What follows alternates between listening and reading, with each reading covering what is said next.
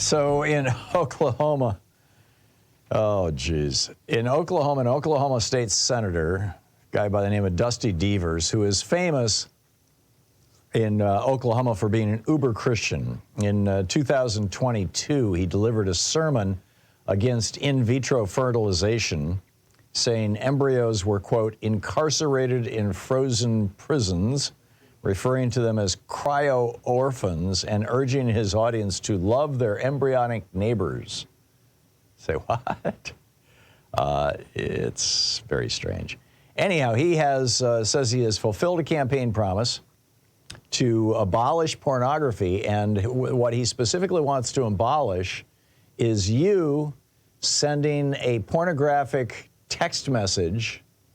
Now, it doesn't even have to be pictures, it could be words too, to anybody other than your own spouse. If you're married, that's fine. You can talk sexually to each other. But if you're not, see, this is just another extension of the whole Republican, oh my God, somebody's having fun, we can't allow it ideology. It's just, oh, and just as a kicker, anyone who has knowledge of sexting that goes on between non-married people can file a lawsuit for the production and distribution of pornography under a Texas-style bounty law in Oklahoma, according to this legislation. And the person would win a reward of at least $10,000 for each image or depiction produced or distributed within this state.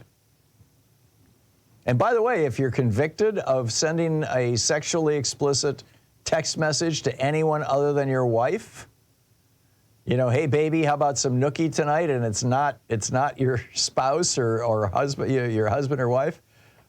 You are facing 20 years in prison and a $25,000 fine. In addition to anybody in the state who knows about it being able to sue you for up to $10,000.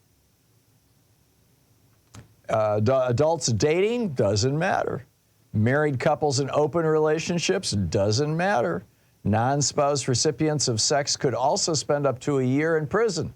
So if you got the sex message and you call the police and say, I just got a sex message from so-and-so, you get a year in prison, they get 20 years in prison.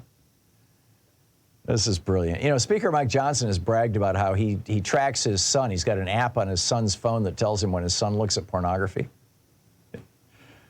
I would not want to be that guy's. I mean, this is, can you imagine how weird being 16 years old to having, or 17 years old to having your parents, maybe he's 18 now, having your parents outlaw strip clubs and drag performances. Surprise, surprise.